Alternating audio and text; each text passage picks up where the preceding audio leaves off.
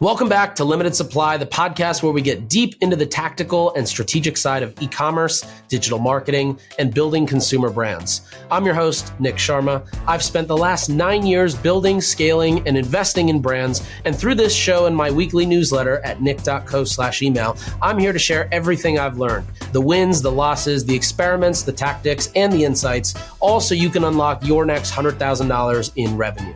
Today's episode is a good one, but before we dive in, let me tell you about our chosen sponsor for this week's episode. All year long, everyone has been talking about measurement and incrementality, specifically making sure that your customer acquisition channels are actually driving incremental customers. This year, everyone was looking for a new channel that has scale and drives actual impact. And at Sharma Brands, we test everything for clients. One that actually works, and I'm excited to partner with for limited supply, is AppLovin. Starting October 1st, AppLovin will be onboarding new advertisers who will be able to reach over 1 billion daily active users globally, with over 150 million of those in the US alone. Think about everybody who plays Wordscapes or Candy Crush, for example. AppLovin integrates your ads into their game experience where it feels natural.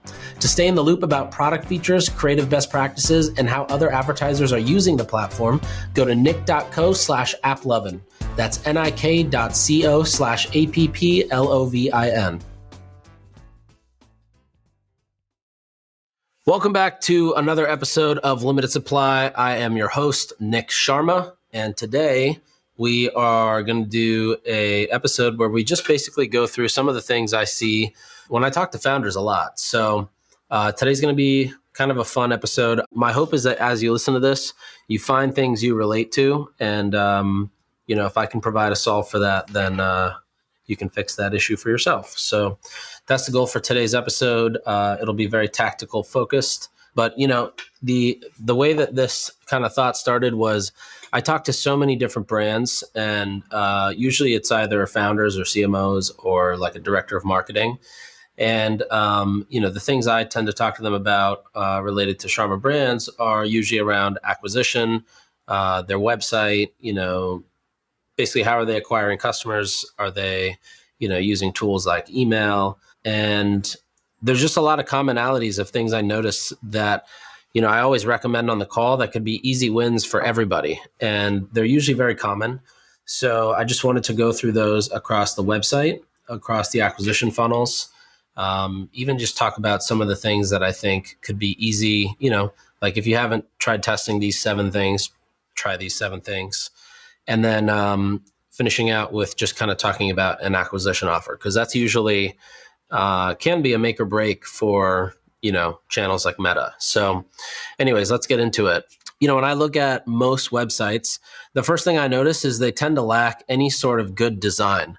Let's say you didn't raise a bunch of money to go hire a branding agency or a really fancy, Shopify agency to build you a fancy site. There's a good chance maybe you used a theme or purchased a theme, or there's a free one on the internet that you grabbed from the Shopify marketplace and plugged in for yourself. And, those are great, but a lot of times they just don't have any sort of lipstick on top. It's just the basic theme. And yes, you'll definitely get sales that way. And, the store is functional, but if you lack good design, you are immediately not able to signal that there's a high level of trust. Good design today immediately signals like, all right, my credit card's not going to get stolen. And this brand must be legit because they have a beautiful website. It's not just kind of like a standard theme. So that's usually one of the biggest things. And that obviously helps, the UX of the website, and also just usually sometimes explain things better, visually. But parallel to that is assets, which we'll talk about in a second. The other thing, though, on that point of lack of good design is there's no empathy to a customer who doesn't know the brand. So there's no clear place to start, right? Like if I'm coming to your website and I'm not familiar with the brand, I'm just getting there for the first time, there should be something that helps me as the customer know where to go to start. It might be something as simple as highlighting best-selling products. It might be something as complex as, creating a whole new customer offer that is specific to that. Or, I've seen where if a brand is running a radio campaign, for example, or a big podcasting campaign, their homepage, it might be like, hey, coming from a podcast, click here. just something to help guide the customer. And that's the piece of what I mentioned about empathy, is like have empathy for that person, make it easy on them. These people meaning people who come to your site, they got a million things they could be doing on their phone. And if you are not helping accelerate them getting back to whatever they were doing or whatever is stimulating for them, then you're going to lose them as a site visitor. So yeah, good design and empathy are usually the first things I notice. Now, secondary to that is there's no sort of like easy offer or guarantee for the customer to try the product, right? It might be that, maybe you're selling protein powder and the entry price is super high. There's no sort of like sampler pack. There's no sort of bundle deal. If I'm spending, $49 for a tub of really premium protein, there should be some sort of an intro offer that gets me in and makes me feel like, I'm getting some sort of a deal there. But I'm going to save a little bit of the intro offer talk for later. The next point I wrote down, because I wrote this down as I was on a call earlier today, was that assets are usually not bright enough or good enough, which brings down the rest of the site. If you don't have good photography or videography, if you don't have nice styling of, the bottle or the shampoo or whatever it is that you're selling, the watch, the wallet, if you don't have nice styling around it, which doesn't have to be crazy expensive. I know that sometimes when you are scoping a photo shoot, you add like a food stylist or something like that. It adds in thousands of dollars. Just go look at what looks nice on other brands and just grab the same stuff or grab something similar to it. Anyways, the quality of your assets, if you can make them look really rich and really bougie and really beautiful and bright, it completely elevates the entire website. It elevates your ads, obviously, because your ads are a compilation of these different assets, but it totally elevates the website, elevates your emails as well, any of the GIFs or images you might send on text as well. Add that kind of brightness and like go the extra mile on the photo shoot piece, because it really can drive up click-through rate and engagement on a website. One brand that I think does this really well is Cadence, the travel capsules, keepyourcadence.com. If you go to their website, they use a combination of renders and really beautiful photography, and it makes the website feel like you're on the Apple equivalent. I guess Apple's also a great example of this too. Okay, another easy one that is missing out on very like obvious product cross sells or upsells. Making sure the buy section where you're choosing variant selection. So choosing your flavor, your color, your size, 3-pack, 6-pack, 9-pack.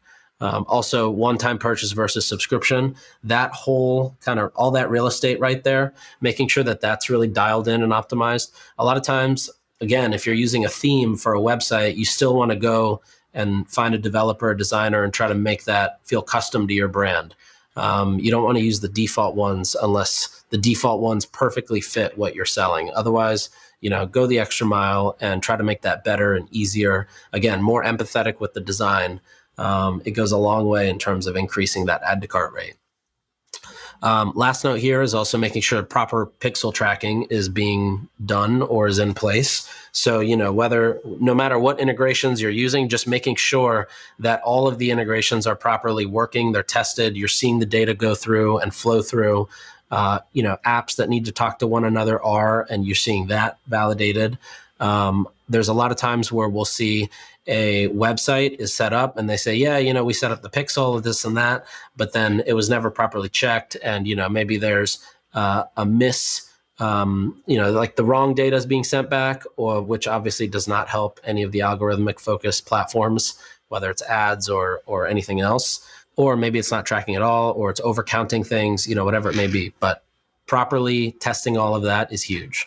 Another point, bad email and SMS number collection. It's 2025. There's literally softwares like Alia that now even have AI built in to just test everything. So you just have to get it set up and it will continue to optimize and test on its own. But if you're not collecting, 10 to 15% of your site traffic as emails, and then, maybe half of that as phone numbers, you're just missing out on opportunity. Those emails, right, your welcome flow, anybody who's entered your Klaviyo list but has not made a purchase is a huge opportunity to generate revenue. And a lot of people really sleep on that because they tend to think that email is really just a retention play or a retention channel. But, all those emails that are sitting there pre-purchasing something, those is where you think about email as an aggressive acquisition channel. That's where you can get really focused on your email flows, testing things, trying dynamic blocks. That's why it's worth maximizing your collection rate of email and phone numbers so that you can really make use of that and try to maximize how much revenue you can pull out of that. And, if you can't get somebody to convert after a certain window, take them out of the list or suppress them, because otherwise you're just paying Klaviyo to email somebody who's likely not going to buy. But of course you can leave them in your, Black Friday or whatever your massive promos are. Okay, going back to an earlier point is, a lot of PDPs and a lot of homepages. First of all, a lot of websites only focus on making the PDPs and the homepages nice, but they don't make any of the other pages. They don't really invest time or design or content into any of the other pages. So I would highly recommend focusing on that because, that just helps sort of build the brand. That's like having 2 sections out of a retail store really nicely done. And even though nobody's going to go to some of the other sections, maybe they just look run down or like not properly built. So it's kind of weird. And again, it goes back to the trust piece. All those other pages built out, it adds trust. It's also just more content, right? Like if you have if you sell a supplement, you have a nice page built out about the subscription program or about where the ingredients are grown or the founding story. Those are just nice things to have. And, some people want to read those, not obviously everybody, but you want to take snippets of that, where things are sourced from, the origin story, the why of the brand, and bring those into the PDP and the homepage. And of course, I've mentioned this before many times, but if you run any sort of catalog ads, your PDPs are the landing pages and the destination pages, unless you have some really complex URL setup with catalogs, which, I doubt mostly anybody has. So your PDPs have to be as strong as a landing page, which is why you want to take those snippets of the story, the origin, where the things are grown, where the fabric is from, how it's spun differently, all those kinds of little things, and bring that to the PDPs. And then the last thing I want to add, just on that note, actually perfectly lines up, is listicles do extremely well. So you should actually figure out what an equivalent version of a 5 reasons why somebody likes this product type of a listicle, what you could do to bring that into a PDP. Flouse, which is that mouth flosser, their PDP, which we designed at Hooks back in the day, has a nice 7 reasons why within that does a side scroll, which does really well. And I think that's probably the easiest way to incorporate it. You could have it kind of elongated out top to bottom, but that would probably maybe take up too much space on a PDP. Those are the most common things that I find as it relates to a website, or just like very basically just looking at basic, find their ads, click them and see what happens. So many of these things are just one-time fixes, to be honest, too. Like getting a good collection for email and SMS setup is a one-time fix. And, maybe you have like a monthly check-in to see how you can make that 10% better each month. Adding sections to your website, kind of these content sections, that's a one-time thing with a designer and a developer. Good design, one-time thing. Good assets, one-time thing. Like a lot of these things are super basic. And, I always think about this. I don't even know if I made this up because I don't think I've ever heard anybody else say it, but this weird concept I always visualize in my head, which is like you want to set up your best possible at bat. So if you're going to go up to home plate to hit the ball, you want to make sure your gloves are tight, your shoes are, tied nicely, your helmet's on snug, because why would you want to set yourself up for anything less than what could be 100% hit by not having, whatever's in your control already set up to the max. So when I say all that, I don't know if that makes sense, but I basically mean here, why would you drive traffic to a website that's not properly set up, right? It's like, yes, you can still get traffic there, but why be okay with a lower conversion rate if there's easy things you can do to increase it and, maximize what that traffic is doing? Okay, so now moving on. So another thing that we do a lot of is paid media audits. And there's kind of just Paid media is one of those things that the platforms obviously do more and more on their own. And a lot of kind of what happens with paid media is now not just channel management or busy work of media buying, even though there is an art a little bit to art and science to, campaign structure and audience exclusions and inclusions. But a lot of the kind of science or strategic thinking with paid media is around everything outside of that. So what is the audience you're trying to test? What is the positioning or, the reasons that audience is going to be interested? What does that content and creative look like? What does the copy look like? How are you properly building landing page experiences or web experiences? Like the media buying is important, but the bigger important pieces are the creative, where you're driving traffic to, what is the offer there? And, are you doing a good job of following up, like in that welcome flow for people who get to the site? And, if 3% are converting and 15% are giving you their email, you've got 12% of your traffic giving you their email that, you could be focused on optimizing. So these are all the things. And then, if that 12% starts to convert, then, when you look at your, attribution of Facebook orders, those all factor in because they were driven in by Facebook initially, right? So on Meta and on Google, it's usually a lot of little tactical things. Sometimes there's a lot of keywords that are being spent on that are not driving conversions, and vice versa. There's keywords that drive conversions very efficiently, but don't have spend, don't have the budgets behind them to continue scaling, but have a ton of opportunity too. We find that a lot. We also find that there are usually just in Google, it tells you right away, it just tells you fix these things and you'll be in good standing with Google for this. A lot of times those help. But on Meta, a lot of it is really bad creative, lack of proper creative testing with different angles, lack of testing different statics, lack of testing offers.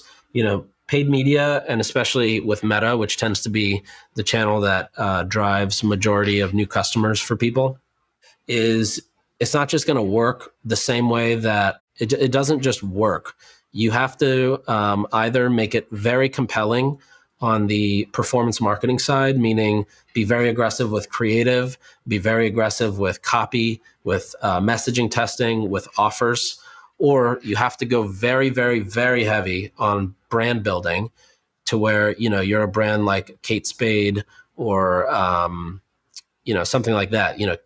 They turn their ads on and their ROAS is through the roof, but that's because the brand is insanely well known. Most brands are not and probably will not ever get to that level of being well known. So you have to, obviously invest in brand, but at the same time, you have to massively focus on testing things like offers and tons of different statics and listicles and all of that. So a lot of times when we look at this, I always think here's a quick hit list of things to try. One is try a listicle, because chances are you probably have a good product, but you just are not, you're terrible at explaining it, which is normal because, again, you're drinking your own Kool-Aid. So it makes sense why you'd be bad at explaining it if you feel like you already know everything about it. So a listicle, call it 5 reasons why people love, 5 reasons why X, whoever the audience is you're trying to get after in this listicle, can't stop loving Y. Y is your product, a shampoo, an energy drink, so 5 reasons why CrossFitters can't stop drinking Celsius. 5 reasons why moms love Caraway home cookware. So, try a listicle. Those tend to work really well. And you can basically, all you're doing is just qualifying people to get to the landing page or a product page. So your add to cart rates are much higher. And you also tend to build a much more higher qualified list of emails out of the listicle as well. You know me, I only like to share things that are tactical, practical, and actually work. So that's why I'm excited to talk about AppLovin today. You've likely heard of AppLovin, but let me tell you why it's an exciting ads platform too.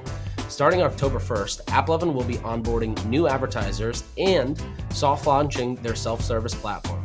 That means that by October 1st, you'll be able to reach over 1 billion daily active users daily. This season on Limited Supply, I interviewed Miranda, who scaled in $1,000 a day ad spend to $70,000 a day in AppLovin ad spend. The channel actually has real scale. To stay in the loop about creative best practices, new product features, and see how other advertisers are leveraging the platform to prepare for October 1st, go to nick.co/applovin. That's nik.co/applovin. Next one is landing page with a new customer offer, which we'll get into in a second. But these landing pages tend to just have all the kind of main content points or blocks that help sell. So a nice hero, different modules of social proof, comparison chart. Maybe that 5 reasons why is kind of built into that. A nice shop section. Maybe a section showing the founding story behind the brand. Whatever it may be, but you really kind of focus the shop section around a new customer offer. So, something that's giving a discount, but also offering enough product for the household to test. Another one, most brands, when they're running ads and we look at it, like 80% of their ad spend is going to 1 to 3 creatives. And you're basically in a very risky spot. And you never know when that creative is going to stop working. And so you really want to get in there and just test a bunch of statics. You can do this in Canva if you have 0 design chops or design skills. You can literally use Canva. You can also use Figma. And I like Figma because once you find something that works, then you can use a copywriter or ChatGPT to get a bunch of different copy and then plug it into Figma and immediately churn out, 25 statics within 5 minutes. So love using Figma for that. You can also then export statics on your computer. Use Giphy Capture, which is available or at least in the Mac App Store. I think it's probably a Windows app too. And you can just record a window toggling through statics to create a GIF or a video and plug that into Facebook as well. And the statics and creating these little static videos are really good ways of testing new copy, new messaging, new positioning without having to really pay like an editor or use any sort of outsourced talent or resources. So that's why I mention it, because a lot of times if you can't figure out what is the messaging or the thing that's going to get consumers to click and get to the next spot, then this is a very easy way to kind of try to get over that hump. All right, last thing I want to talk about is the acquisition offer. And I'm just going to kind of riff on this, but the acquisition offer is usually something that is focused to help a channel like paid media.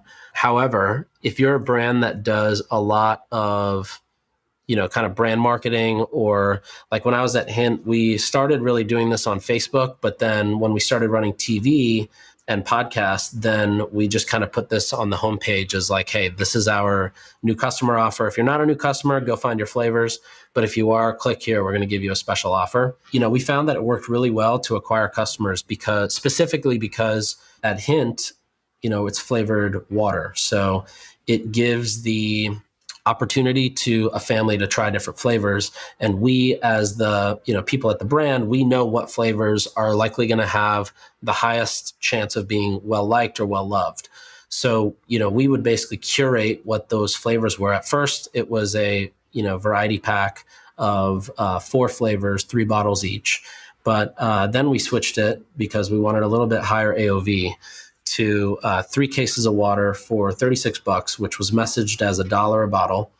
And, you can change that messaging to be, I've seen supplements brands do less than $2 a day. I've seen hydration sticks that are for $29 for a 30-day supply. They talk about it being less than $1 a day. 8 Sleep used to say their pod is basically less than the price of a premium latte every day. So if you get better sleep, you don't need that expensive latte. We use that messaging and basically would push out 36 bottles in a new customer offer. And that would allow the entire household to try the different flavors and kind of figure out which one they like. And then we would follow up and try to get them back for a second purchase or to subscribe. That funnel for us had a really high conversion rate and success rate.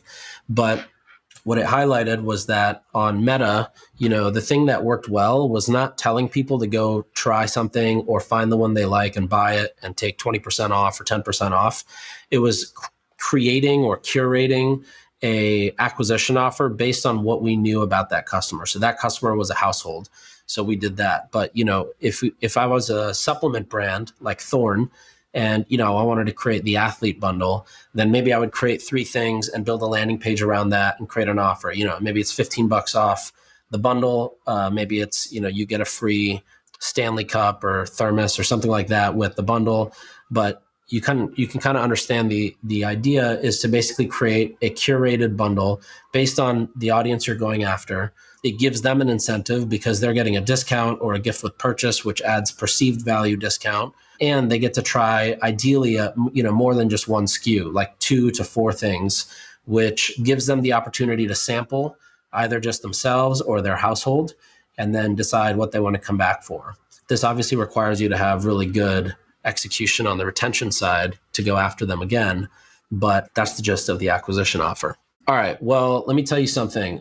We have the Q4 Summit coming up on September 16th. So if you're in New York City, and you want to come and hang out with about 400 other e-commerce operators, marketers, tons of different brands, some really high-end luxury fashion, some supplements, some beauty, some beverage, some telemedicine, all different kind of worlds, but all focused on the same thing, which is crushing Q4, then go to ecomfounders.com/Q4, just the letter Q and the number 4, and sign up for a ticket. It's a free ticket if you're a brand.